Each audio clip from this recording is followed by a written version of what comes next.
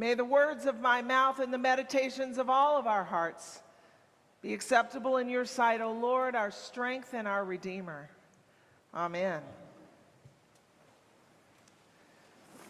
I tested negative for COVID, but I do have a cold. So bear with my voice, and I will be making accommodations for that through the rest of the service. And Gerardo is upstairs, as he will be once a month, teaching Sunday school to the children. And I'm going to be preaching today from the from the text from Jeremiah, the Old Testament lesson. So if you want to get that in front of you, I encourage it. Well, let me start here. In my office, in a corner behind a closet door, on a simple shelf that's attached to a cinder block wall, there is the tangible physical evidence of the life of all the generations of St. John's Episcopal Church. Now, what am I talking about? Stacked on this shelf are a pile of books, enormous red and green leather-bound books, and I brought 3 of them out here today. There's one for each decade of St. John's that we have been a parish, going back to the 2000s, the 1980s, the 1960s, and back to the very beginnings of our congregation, which has now been 101 years. These books carry the records of every baptism, every funeral, every wedding, every confirmation or reception, of every single church service that has ever happened at St. John's. Now, I'm just curious, how many of you here, or how many of you have family members who have been baptized, confirmed, received, married, or loved ones who have been buried in this place? Raise your hand. All of these records are in these books. And if you like, you can stop by my office, and if you know the date of one of those occasions, we can look it up. We can see when you were baptized or married and who officiated. Was it Charlie Jatho, or Bob Edson, or Linda Northcraft, or Jeffernell Halcott, who's in the house today, or Tim Spanish, or some other clergy from generations past. Now, some of you who have come to St. John's recently, and today we will share a sacrament, a sacred meal in our communion. And later this week, either Gerardo or I will record that on the next line of our most current book. We'll write in October the 9th, 2022, the 18th Sunday after Pentecost, 10:15 a.m. How many people were present for Holy Eucharist, and then we'll sign our name. This week I was meditating on today, Founders Day. And if Founders Day is when we celebrate the beginnings, the origins of our churches, we usually tell our founding stories. You can find the most updated history of our church printed on the inside of your bulletin, and there's a picture on the front. But as I was preparing for Founders Day this Sunday, I pulled one of these books off the shelf. And this one, the one I pulled off, is 90 years old. Now, way back then, in addition to listing the worship services, at the beginning of each year, they would handwrite the names of every single member of the parish. We do that now with computers in the cloud in a database, so we don't handwrite all of your names every year anymore, but we did. And in these days, from time to time, there would also be a written description of something that was going on in the life of the parish, and it would sometimes give hints about what was going on in the life of the community or even in the world.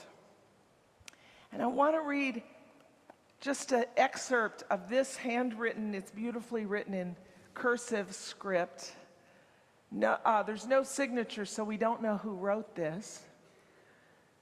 But it's just a moment in time, and I want you to let your mind wander back to the early 1930s. It's the onset of the Great Depression. And listen to what this entry says about St. John's in that moment in time.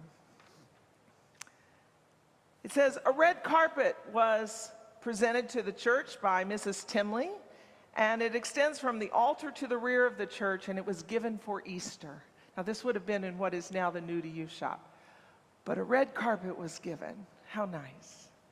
And then it says, communicants on Easter Sunday morning this year, a total of 610 people. Combination of, are you ready for this? The 6 a.m. service, or the 8 a.m., or the 11 a.m. And then it goes on and continues. In March, Caleb Gaffney, a former vestryman of the parish, passed away quite suddenly. In the midst of life is death. It says, on the evening before, I had just met and talked with him, and he appeared in excellent spirits. And then it goes on. The depression is at its worst. Men come crying for work. 2 members have had to seek help. Another, a businessman, hasn't enough money to get his Sunday dinner. Last Sunday, the Shine family moved to Philadelphia. They will be greatly missed.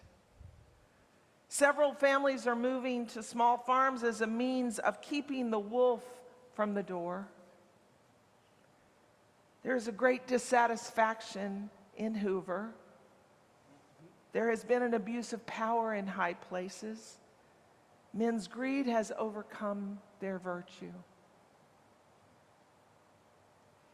It was a dark time in the life of our parish, and it was a dark time in our world, and it seemed like everything was falling apart. And then in the next line it says, but the young people formed an organization. Kenneth Quayle was chosen as president. And the 20-plus-year-old group organized, and Aubrey Coroner was elected as their president. In the midst of death, there's also life. I love reading things like this. And then we turn the page, page after page after page. And then book after book after book. All these records of our gathered community in all of our joyful times and in our most painful chapters. But all of it together in our ups and our downs, in our hopes and our hurts, but always with a story of hope that weaves through us and binds us all together in love. All of it, the good and the bad, together. Friends, we can lean on the message that is inherent in this stack of books. And it is the same very strong word, the command of God that God gives to his people through the prophet of Jeremiah some 2,500 years ago. And when God is speaking, he's speaking to the Israelites who are despairing and crippled by fear. Their world is falling apart. They're in exile in a foreign land in Babylon. It's completely unfamiliar to them. But God speaks and says, build houses and live in them. Live. Plant gardens and eat what they produce. Eat. Take wives and have sons and daughters in Babylon. Multiply there. Do not decrease. But seek the welfare of the place where I have sent you, where you are now. And pray to the Lord on its behalf. For in its welfare you will find your welfare. Build, plant, eat, multiply, Contribute to the well-being of where you are, even if it seems that the world is falling apart. Don't wait for some unknown time or some circumstance in your future. You know, it is understandable. It is human nature that when we're afraid or when things are uncertain, like the situation that was described in this piece I just read from the 1930s, it is understandable to feel despair, to say, well, let's just give up. It's understandable to experience dread, which sounds like, when is the other shoe going to drop? What if things get even worse than they are with global warming and racism? And it's understandable and it's human nature to get stuck in our inaction. I can't do anything about whether or not people vote. Let's just wait things out and stop doing anything until we can get back to the way things were. It's understandable and it's human nature to withdraw. But our God says this: in the midst of hardship, even when it feels like everything is coming undone, even in the face of despair, even when you feel weighed down by the worries and the disappointments of your life, or you feel like you're not right now exactly where you should be, our God says, live. I want you to live your life where you are right now. Build a future from where you are right now. The great Jesuit theologian and scientist Pierre Teilhard de Chardin once said, the future belongs to those who give it to the next generation, who give the next generation a reason to hope. That's what our spiritual ancestors did. They gave us a reason to hope. God says, construct a vision for your lives that is not rooted in despair or bound up in resentment or waiting for some future event. Live now. And God tells us that this is what will bring us peace, contentment, alignment. This is what will bring us shalom. Regardless of our circumstances, regardless of where we are or who we're surrounded by. And it's the opposite of what we feel like doing sometimes. And I sure as heck don't know how anyone does this alone.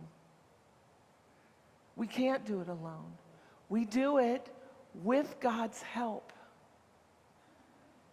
And we do it with each other to lean on.